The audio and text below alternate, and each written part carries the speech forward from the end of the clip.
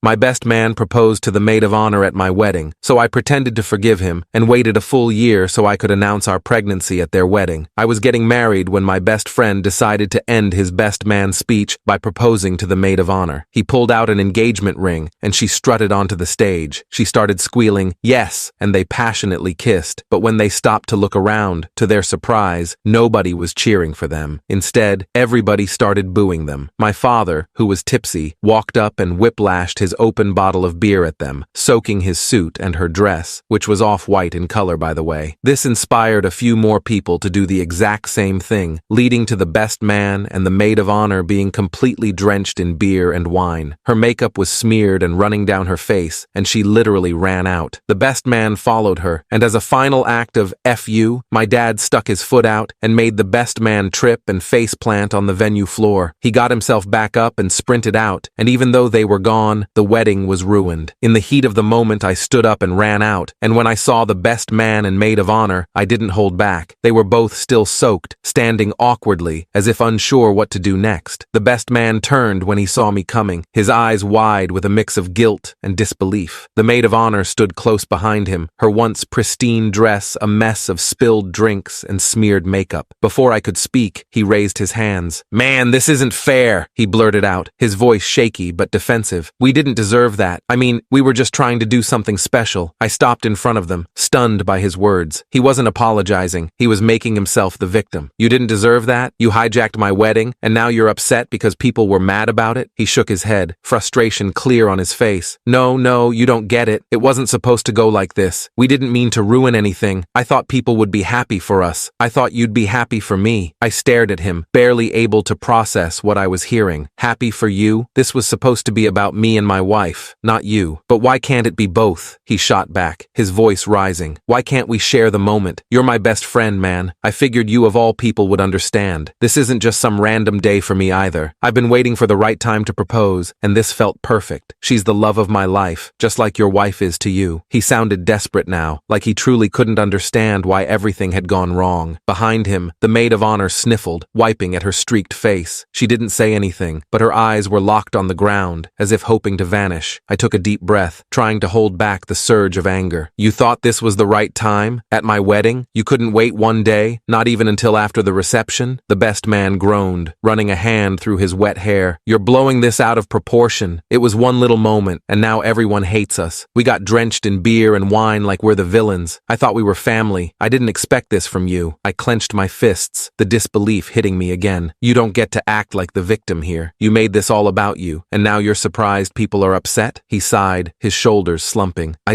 didn't think it would matter. I didn't think it would overshadow anything. I swear, I didn't mean to ruin your day. I just wanted to make a memory too." I glared at him, my patience hanging by a thread. He still wasn't really sorry. He was just upset that things hadn't gone the way he imagined. He took a step back, looking down at the ground. "Look, I get it. You're angry. I didn't plan for this to blow up like it did. But I'm begging you, don't throw our friendship away over this. We've been through too much. I can't lose you over one mistake." I paused, staring at him for a long moment. He was still trying to make himself seem wronged, as if his selfishness wasn't the problem. "Maybe we shouldn't be around each other for a while," I finally said. "If you really think this was no big deal, then I don't know what else to say." He nodded slowly, his expression a mix of regret and frustration. "Fine, if that's what you want." Without another word, I turned and walked back inside, leaving them standing there. They had wanted to make a memory, and now they'd made one no one would forget. The texts started coming in right after the wedding. I sat with my wife in the living room, surrounded by the remnants of what was supposed to be our perfect day. My phone buzzed continuously, and each time I glanced at it, I saw his name, my best man. The messages were relentless. "I'm really sorry. Please talk to me. I never meant for any of this to happen. Please don't hate me." I put the phone down with a heavy sigh. My wife, still in her wedding dress, looked at me with tired eyes. Her makeup was smeared from tears, and her hair was in disarray. "Is he texting you?" she asked, her voice barely a whisper. "Yeah," I said, rubbing my eyes. "He's sending message after message, apologizing." She shook her head in frustration. "Of course he is. He ruined our wedding, and now he's trying to play the victim." I didn't have the energy to argue. I just nodded. My mind was spinning with the events of the night. My wedding day had been taken over by his ill-timed proposal, and now he was making it about himself again with his constant apologies. The texts didn't stop. They kept coming. Texts, calls, even emails. Each one was a new plea for forgiveness. forgiveness. He claimed he didn't mean for things to go wrong, that he thought it would be a special moment for everyone, and that he was sorry. It was as if he couldn't understand why people were angry or why his actions had been so hurtful. By the end of the week, my patience was wearing thin. My wife had already decided she wanted nothing to do with the maid of honor. They had been best friends for years, but after what happened, my wife cut off all contact. She was done with her, but she made it clear that if I wanted to maintain a friendship with the best man, it was up to me. "I'm done with her," she said firmly, "but I won't stop you from being friends with him if you want." I felt conflicted. I missed my best friend, but the way he had ruined our wedding made it hard to forgive him. Despite my mixed feelings, I agreed to meet him for coffee. Maybe talking in person would help clear things up or give me some closure. The day of the meeting, I arrived early and waited at a small cafe. When he walked in, he looked like a mess. His clothes were wrinkled and his hair was a disheveled mess. He was drenched from the rain, his face red and tired. He sat down across from me, his eyes avoiding mine, and stared at his cup of coffee. He started talking as soon as he sat down. He went on and on about how he didn't mean for the wedding to be ruined. He said he thought it would be a great moment for everyone and that he was genuinely sorry. He mentioned that he was overwhelmed by his feelings and that he had always wanted to propose to the maid of honor at a special event, and it just felt right at that moment. As he spoke, I could feel a mix of anger and pity. He was still trying to justify his actions